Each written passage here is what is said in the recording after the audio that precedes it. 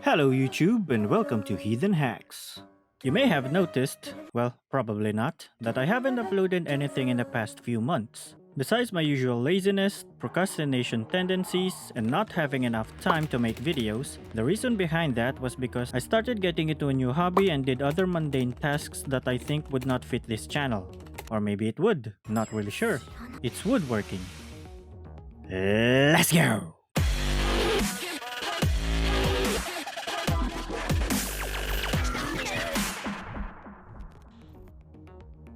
You see, the room where I basically do everything has this sort of unused and wasted space between the door and the closet. Nothing's on it, and since this room is pretty small, I have decided to utilize it by making some shelves for my stuff as my first woodworking project. First thing I did was took note of all the necessary measurements, and then made a sort of model of the room using Blender to visualize how it would look like when it's done. Then I started acquiring tools like a workbench, jigsaw, cordless drill driver. I'm thinking of making an unboxing and review of this soon, by the way, because this is going to replace my 3-year-old cheap cordless screwdriver, so stay tuned for that if you want. A few screws, bits, and other things. I started working on it little by little for a few hours every Monday. I usually do not work on Mondays if I can, to give myself a break and do other things besides working. I managed to finish it for the duration of about 3 to 4 weeks, or 3 to 4 Mondays to be more specific. Now, you might think that it took way too much time for such a simple project, and honestly, I can't blame you. I thought that I could finish it in just one day, but I was wrong. It's quite harder than I expected. Mainly because of the adjustments I did, because it has multiple angles and I can't seem to fit it snugly onto the wall. I want to do things properly as well, so when I was happy with the measurements and how it fits, I sanded it, primed it, sanded it again, covered it with some putty to reveal the surface imperfections better, sanded it again, applied the second coat of primer, sanded it again with the higher grit sandpaper to make the top coat stick to it better, and then added a coat of paint. The original plan was to apply the top coat twice to have a better finish, but I was in a rush that day, so I just went with a single one. Took quite some time, but hey, I think it's not that bad for a first project. A week after that, I made a footrest. And of course, I started with step 1 again. Took notes of all the measurements, visualized it on Blender. This is how it would look like.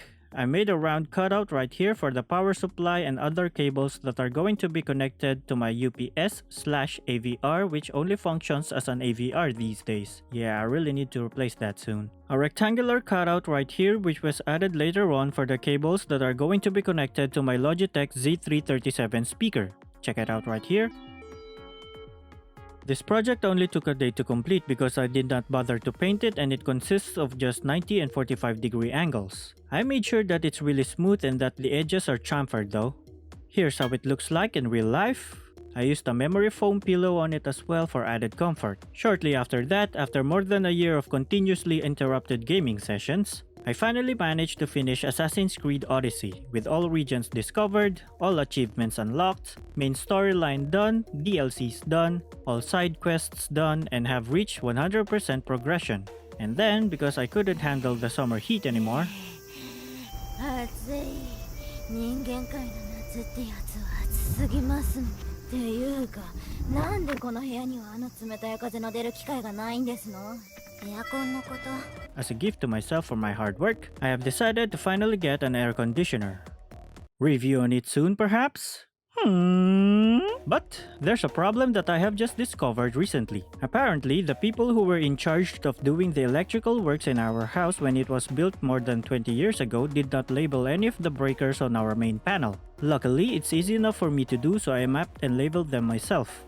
Installed new switches for our stairs and wired them up properly as well, because the person that my mom hired to replace our old 3-way switches before did not know how to wire them up, so he installed a 1-way switch instead without my mom noticing until it was too late. Replaced the old switch on my room as well, just because I wanted it to be black. After doing so, I spent about a month researching about ACUs and how they work. Debated with myself on whether to get a traditional one or an inverter, whether a window or a split type, what brand and where to get it, and of course, the price, warranty, maintenance, and other things. And then I started to buy the things that would be needed for the installation, like wires, wire molding, conduits, which ended up not being used because the HVAC installer said that it's not necessary, circuit breakers, speakers, an outdoor enclosure, and other optional stuff like a sub-meter to monitor my usage and a line set protector or cladding, which I had them installed for added protection of the copper pipes, power, and signal wires. Yes, in my country, we have the choice on whether to have the materials be provided by the HVAC installers or source them ourselves. In fact, the HVAC installers, who are also one of the authorized distributors of the AC brand that I chose and bought, actually have advised me to just buy the materials myself. That way, since they offer free installations, I can buy cheaper materials and spend less money because the packages they offer are a bit expensive, they said. I chose to do the latter simply because I like buying stuff, but I ended up spending more because I bought higher tiered materials than the ones they offer if I chose them to provide it. After the installation of the AC unit, I have also made some adjustment to my desk using a hole saw to better manage the cables under it. Attached the cable tray as well together with some of the cable management things that I have acquired through the years. Fixed some LED issues that I was having on my IQ controlled bias lighting. Click right here to check it out. Video coming up soon. Made a new Arduino project that I was too lazy to make a video of when I made it, so I would need to do it again but on a smaller scale because it's already installed and it would be a hassle to take off. Deep cleaned my computer during its biannual PC cleaning day, then installed another RGB LED strip after it. And then, I fell into a rabbit hole. A HoloLive rabbit hole. You can blame the Suikopath for that. So yeah, that's all for today guys. Thanks for watching and see you again next week. Maybe.